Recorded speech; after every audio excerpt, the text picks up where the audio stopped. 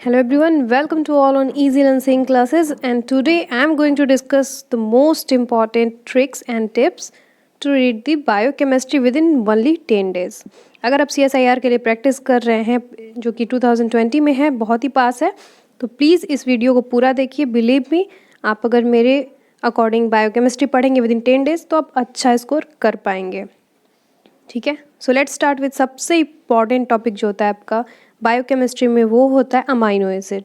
Amino acid से आपके हर साल में क्वेश्चंस आते ही आते हैं, चाहे वो इम्यूनो ग्रुप का हो, इमिडाजोल का हो, या फिर लाइसिन जो कि आपका बेसिक अमाइनो एसिड होता है उसका हो. इन सब से कोरिलेट करके हिस्टडीन, इन सब के बारे में क्वेश्चंस आते ही आते हैं. सेकेंड थिंग, अमाइनो एसिड में आपको रामाचंद्रन प्लॉट पढ़ना होता है. प्रॉपर्टीज़ क्या होती है, प्रेडिक्शन के लिए किस तरह से रामाचंद्रन प्लॉट यूज़ होता है. Third thing, techniques.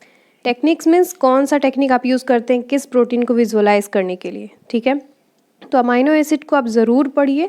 Amino acid में कुछ नहीं करना है, बस सारे अमाइनो एसिड उठाइए और उनके प्रॉपर्टीज़ को एकदम लर्न कर जाइए. ठीक है, साइड चेन्स क्या क्या होते हैं, किस टेक्निक की हेल्प से देखते हैं, लाइक CD स्पेक्ट्रोस्कोपी, NMR, इन सब मेथड से. ठीक है, तो अमाइनो एसिड में इससे ज़्यादा कुछ भी नहीं पढ़ना है, सबसे इंपॉर्टेंट टॉपिक होता है. दूसरा होता है मेटाबॉलिज्म. मेटाबॉलिज्म में आप पाथवेज पढ़ते हैं. जितने भी पाथवेज हैं, पाथवेज को फ्लो चार्ट के फॉर्म में पहले लिख लो और उसको निमोनिक्स के फॉर्म में लर्न कर जाओ. ठीक है, लाइक्स उसमें कौन से एंजाइम्स इन्वॉल्व होते हैं, कितना मॉलिक्यूल ऑफ ATP प्रोड्यूस हो रहा है, कितना यूटिलाइज हो रहा है, सबस्ट्रेट लेवल फॉस्फोराइलेशन कहाँ है, कहाँ पे आपका NAD इन्वॉल्व हो रहा है, ये सब आपको रिडक्शन ऑक्सीडेशन कहाँ हो रहा है, ये सब पता होना चाहिए. सेकंड थिंग, कार्बोहाइड्रेट मेटाबॉलिज्म बहुत इंपॉर्टेंट है.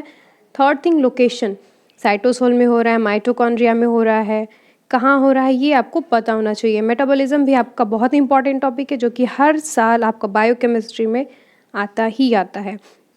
पहला हो गया अमाइनो एसिड. अमाइनो एसिड पूरा लर्न कर लिए, समझ लो 5 to 10 मार्क्स आपने गेन कर लिया. Second, metabolism. मेटाबॉलिज्म अगर आप पढ़ लेते हो तो इसमें से भी क्वेश्चंस आपके हर साल आते ही आते हैं. ये अप्रूव्ड है, मीन्स ये आपका प्रूफ है कि हर साल पेपर में आता ही आता है. आप चाहें तो क्वेश्चन पेपर उठा सकते हैं और उसमें देख सकते हैं कि मेटाबॉलिज्म के क्वेश्चंस कितने आए हुए हैं. ठीक है, तो ये आपका हो गया मेटाबॉलिज्म. पूरा आप बायोकेमिस्ट्री नहीं पढ़ सकते क्योंकि बहुत ही वास्ट है. थर्ड थिंग है आपका एंजाइम्स. एंजाइम्स में कितने इनहिबिशन के टाइप होते हैं, कॉम्पिटिटिव, इनकॉम्पिटिटिव, अनकॉम्पिटिटिव, ये सब जब होते हैं उनके ग्राफ्स को बस देख लीजिए. ठीक है, तो आपका ये एंजाइम्स यहाँ पे कंप्लीट हो जाएगा.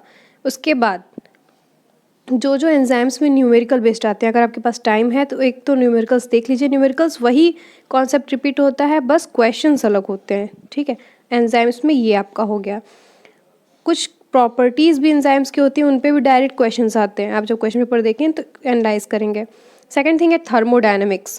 सबसे इम्पॉर्टेंट चीज़ डेल जी. ठीक है, डेल जी की प्रॉपर्टी, कब निगेटिव होता है, एंट्रोपी से क्या कोरिलेशन है, कब पॉजिटिव होता है, ये सब आपको पता होना चाहिए. डेल जी पे आप जो प्रॉपर्टीज़ होती हैं उनको भी आप अगर अच्छे से लर्न कर लें तो डायरेक्टली क्वेश्चंस पूछे जाते हैं. एज वेल एज न्यूमेरिकल्स भी जो होते हैं वो एंजाइम्स और आपके थर्मोडायनेमिक्स पे ही बेस्ड होते हैं. तो ये तीन चीज़ें आपको पढ़नी है, अमाइनो एसिड, मेटाबॉलिज्म, एंजाइम्स जो कि थर्मोडायनेमिक्स से कोरिलेट करके तब पढ़ते हैं. ठीक है, तो ये था आपका बायोकेमिस्ट्री. अगर आप इतना ही कवर कर लेते हैं तो बायोकेमिस्ट्री में आपको इससे ज़्यादा कुछ कवर करने की ज़रूरत नहीं है, ये मोर देन एनफ है. इससे आप क्या करेंगे, एक अच्छा स्कोर गेन कर सकते हैं. एज वेल एज CSIR बहुत पास है तो आप पूरी बुक नहीं पढ़ सकते हैं. आप चाहें तो लाइनेंजर्स कुछ हेल्प ले सकते हैं उसके फिगर के थ्रू, या फिर जो आपने अभी तक नोट्स बनाए उससे पढ़ लीजिए. अगर नहीं है तो पाथफाइंडर में भी कुछ इन्फॉर्मेशन दिए हुए हैं, उनके थ्रू आप पढ़ सकते हैं. आई होप आपको वीडियो पसंद आया हो. नेक्स्ट क्लासेस में हम लोग दूसरा डिस्कस करेंगे. तब तक के लिए प्लीज़ लाइक शेयर सब्सक्राइब करें.